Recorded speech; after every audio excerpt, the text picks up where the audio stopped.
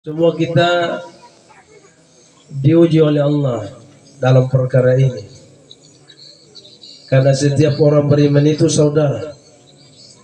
Satu orang mukmin diuji oleh Allah, semuanya merasakan. Jadi setiap kita ini dalam ujian Allah.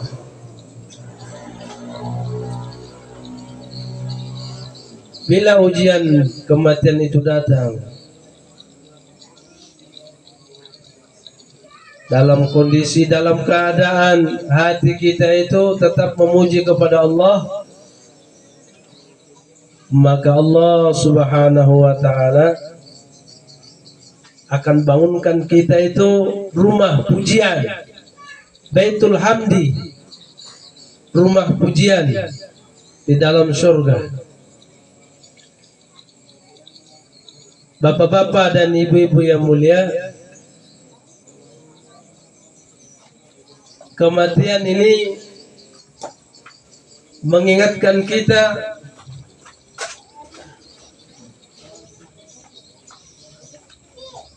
untuk perkara akhirat, dan dengan adanya ujian kematian ini, yang besar itu merasa kecil, yang kuat merasa lemah, yang kaya merasa miskin.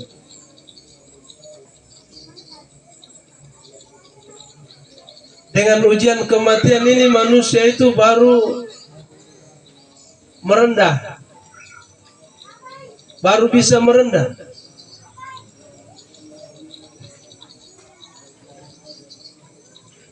Kalau manusia itu diuji dengan kesehatan, terus kesehatan, terkadang manusia itu kebanyakan yang timbul itu kesombongan.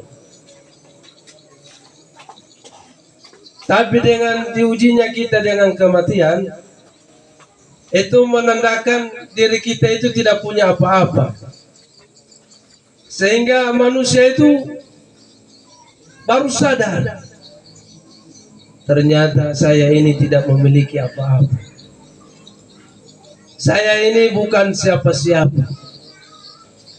Saya ini bukan apa-apa.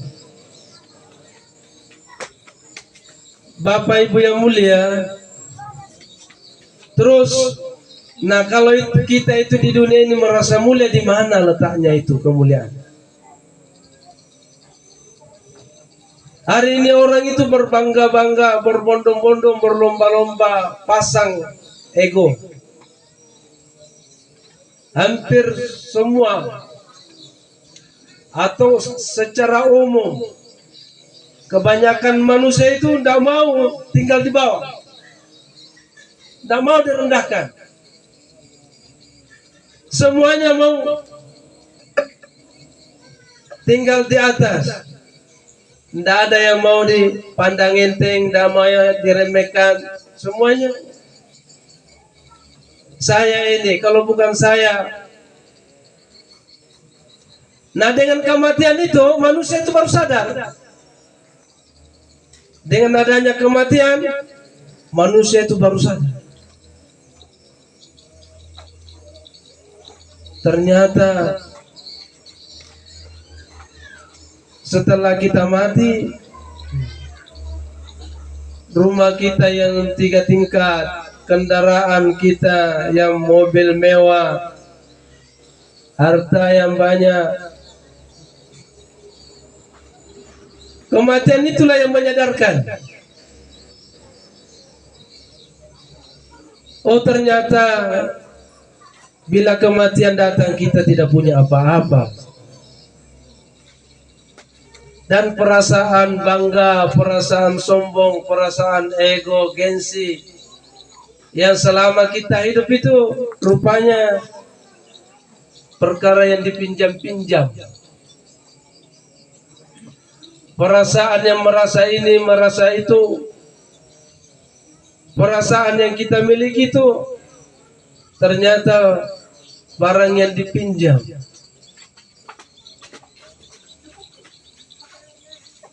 Bapak Ibu yang mulia, sementara kita ini semua mau mulia, Tidak ada orang mau hina. Pasti semua orang mau masuk surga. Pasti semua orang mau dimuliakan.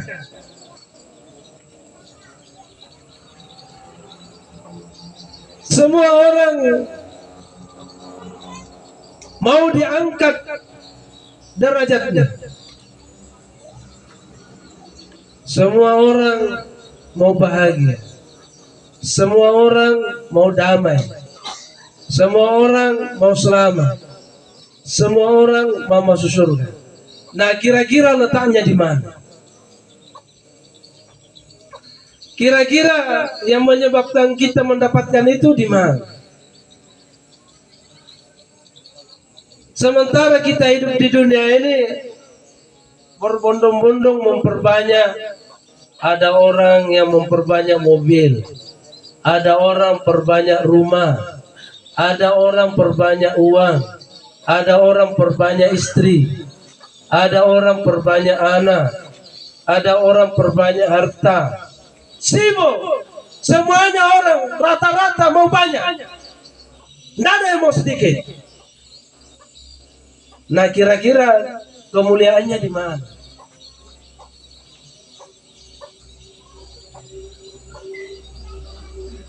Kalau mobil yang bisa menyebabkan mulianya kita di hadapan Allah, orang Jepang mulia semua.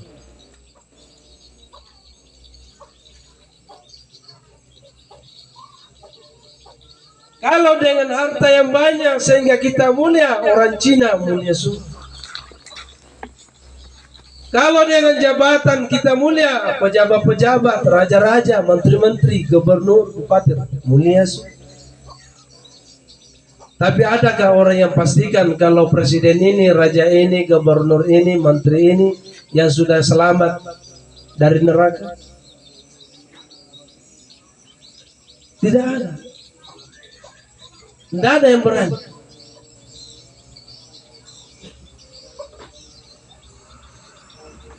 Kalau dengan banyaknya anak sehingga kita itu mulia, maka binatang juga mulia. Karena binatang ini lebih banyak anaknya kadang-kadang daripada manusia. Kalau kucing 1 kali beranak, kadang-kadang 10. Kalau ayam sekali menetas, puluhan.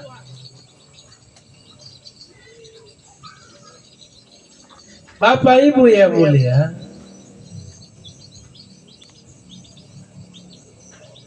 di luar daripada diri kita itu yang mana yang memuliakan? Yang kita bangga-banggakan selama ini. Karena kadang-kadang orang itu kalau udah punya mobil, kasihan dia merasa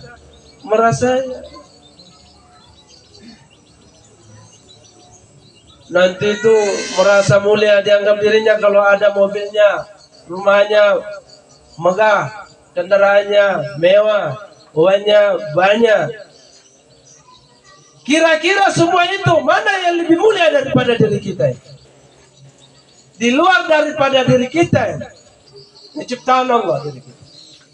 Cuma kadang-kadang manusia ini tidak sadar kalau dia itu perkara yang mulia,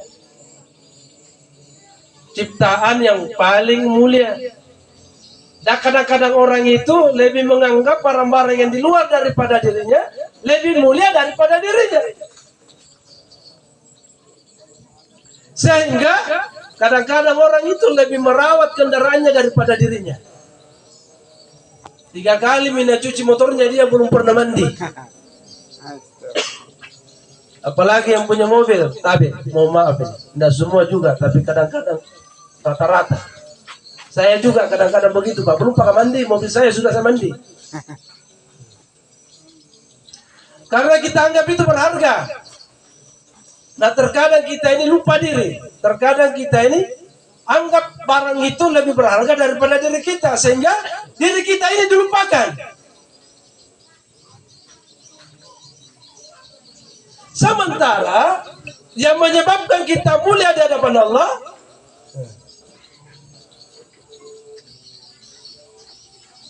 tidak di luar daripada diri kita. Dan sekarang kita merenung.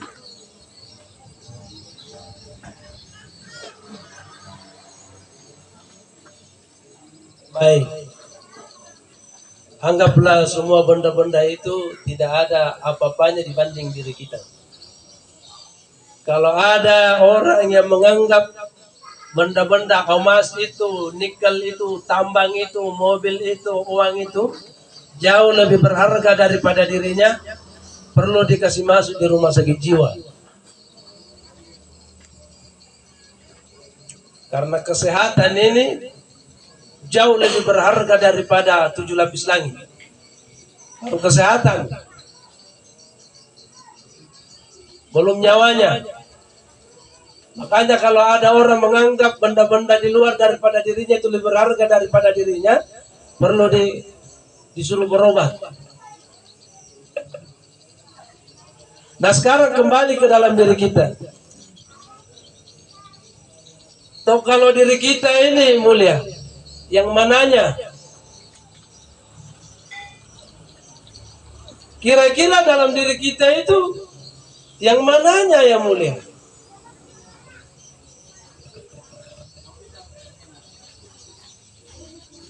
Pak, Bu, sama-sama kita renung. Dalam diri manusia itu ada 7 unsur, ada tujuh lapisan: rambut, kulit, urat, darah, daging, tulang, sumsum. Itu diri manusia. Allah ciptakan rambut, kulit, urat, darah, daging, tulang, sumsum. 7. Nah kalau manusia itu mulia yang mananya? Apanya yang mulia? Di 7 ini yang mananya? Rambutnya? Sampai orang itu untuk pelihara rambut, beli kosmetik itu, beli sampo, beli ini sabun ini yang juta-juta itu, sampai rambutnya disemer-semer itu jutaan. Karena rambut dianggap berharga. Kira-kira kalau orang itu mulia karena rambut, belum pernah saya melihat ada rambut orang itu dijual di toko. Yang ada itu rambut ayam, bulu ayam. Kadang-kadang dipakai di mobil, kadang-kadang dipakai di kaca. Saya belum pernah melihat rambut orang itu dipakai di. Berarti lebih berharga itu rambut ayam, bulu ayam daripada rambut kita.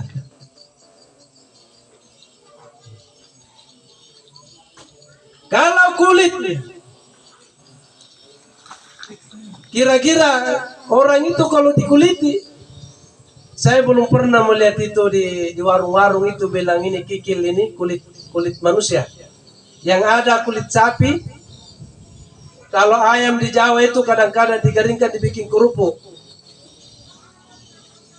Nah kalau kulit manusia itu, Allahu Akbar. Nah kalau kulitnya kita mau andalkan, kulit binatang lebih berharga daripada kulit kita.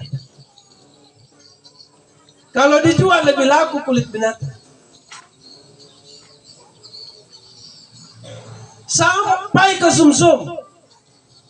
Baik itu uratnya, darahnya, dagingnya, tulangnya, sumsumnya. Pak, Bu. Jadi kalau kita ini mau dimuliakan dari mananya? Dari segi mananya manusia ini sehingga mulia? Karena kalau manusia meninggal, itu manusia itu mulia dipandang orang secara umum. Menurut pandangan umum, baik itu orang Islam, baik orang kafir, terkadang itu yang memuliakan dia profesor, doktor, engineer, SAG, MAG, MM. Namanya itu 1 meter. Tapi kalau dia meninggal, dia tidak dipanggil lagi profesor, 1 saja. Dipanggil mayat. Mari itu mayat, kita mandikan. Tidak ada yang bilang, mari itu profesor. Nah, kalau manusia ini meninggal, beda dengan binatang. Kalau sapi meninggal, ayam jangan usah sapi. Ayam. Kalau ayam itu mati, di ayam itu waktu hidup nama satu saja namanya. Tapi kalau dia mati, disembeli, ayamnya itu jadi panjang namanya. Jadi banyak namanya. Ada ayam goreng, ada ayam parede, ada ayam apa lagi? Ayam bakar, ayam panggang, ayam sup ayam, Sate ayam. gerpe sate ayam, Kentucky, macam-macam namanya.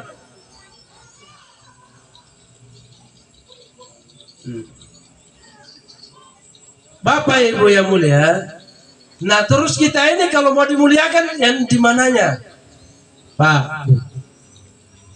Kalau harta kita tidak kebagian, karena lebih banyak orang yang punya harta daripada kita.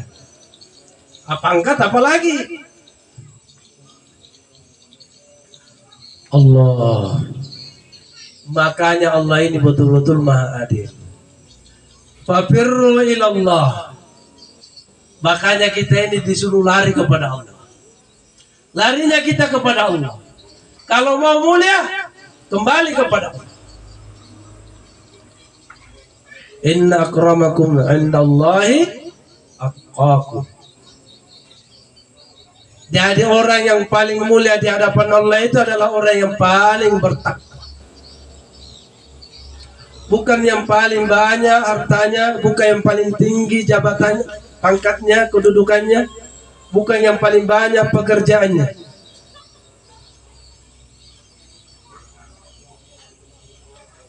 Bapak Ibu yang mulia, jadi kemuliaan manusia ini dalam agama saja. Dalam agama saja. Kalau manusia itu paham agama, maka semua yang tadi itu ikut. Kalau manusia itu paham agama, amal agama, maka apa yang ada dalam dirinya itu semuanya ikut. Mulia. Semuanya ikut mulia. Bahkan di luar daripada dirinya juga akan mulia. Kalau manusia itu kenal agama, paham agama, amal agama. Lebih-lebih lagi dakwakan agama.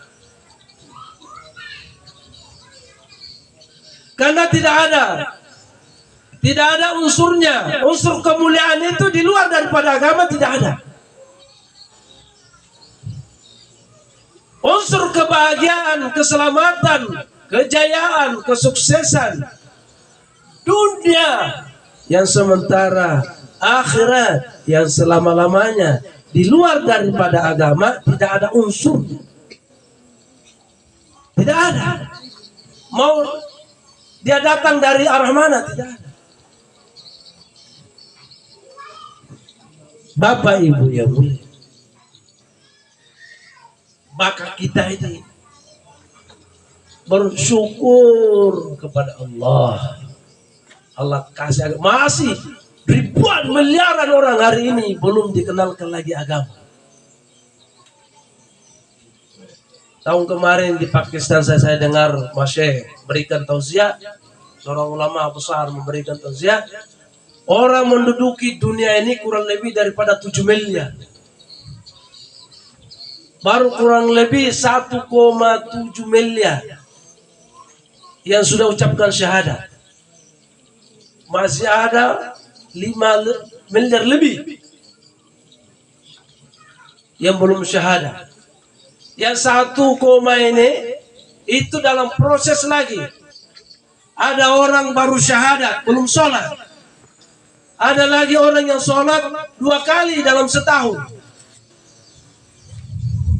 Ada lagi yang sholat setiap pekan, 2 sekali dalam sepekan. Nanti hari Jumat.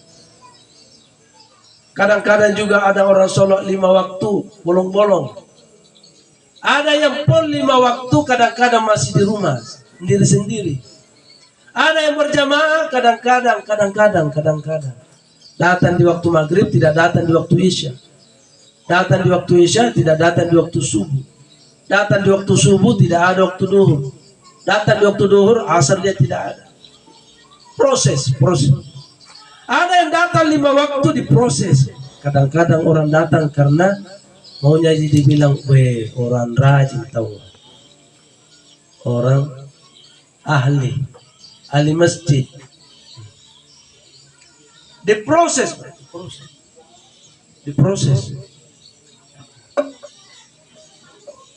Allah. Sementara ini waktu berjalan. Semakin bertambah usia kita, semakin berkurang jatah umur kita. Bertambahnya usia kita, berkurang umurnya. Kalau orang itu sudah dijatah misalnya 20, bertambah, semakin kurang itu 20. Begitu umur kita.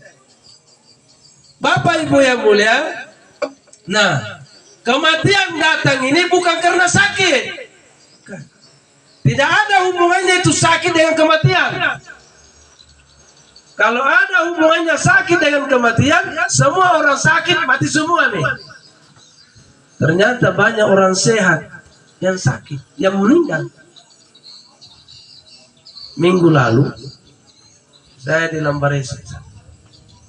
Datang acara akikah diundang, Barzanji. Tiba-tiba kita di sana kata, ini saudaranya ini lama sakit, mungkin banyak yang kenal. Sudah bertahun-tahun sakit. Tiba-tiba saudaranya meninggal dalam keadaan sehat, tidak sakit. Tidak sakit.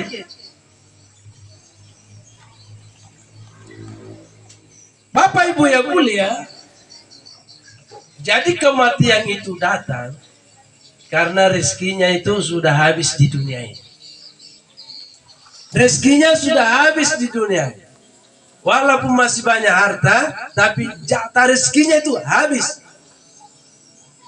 Maka kita sekarang ini yang dikasih rezeki oleh Allah, betul-betul harus dipahami, mau dikemanakan.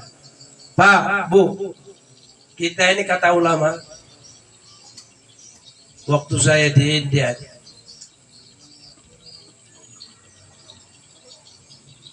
seorang ulama menjelaskan, ini kita punya rezeki ini sudah ditetapkan oleh Allah, ibarat gentong. Anggaplah ini gentong Pak ini. Jadi kalau isinya 1000 liter, yang punya ini 1000 liter ini, kalau dia mau dapat banyak cepat, maka dia pasang kerang lebih daripada 1. Atau kita lihat itu di masjid atau di rumah kita. Kalau kita mau dapatkan cepat, banyak, cepat, maka kita pasang kerang banyak. Betul, cepat, banyak. Tapi kalau yang digantung itu sudah habis, walaupun berapa kerangnya di situ, maka kerang itu tidak akan mengalir lagi. Kenapa? Karena yang di atas gantung itu sudah habis. Jadi jangan bilang, weh, enaknya itu uang itu banyak, cepat banyak rezekinya, baik, cepat sekali. Padahal masih muda orangnya, kaya mendadak, beli inilah, beli itulah. Iya, tapi kalau rezekinya habis, langsung tinggalkan itu semua. Karena rezeki kita ini sudah ditetapkan oleh Allah. Jadi kalau kita mau lambat-lambat ini habis rezekinya, ya pelan-pelan. Pelan-pelan.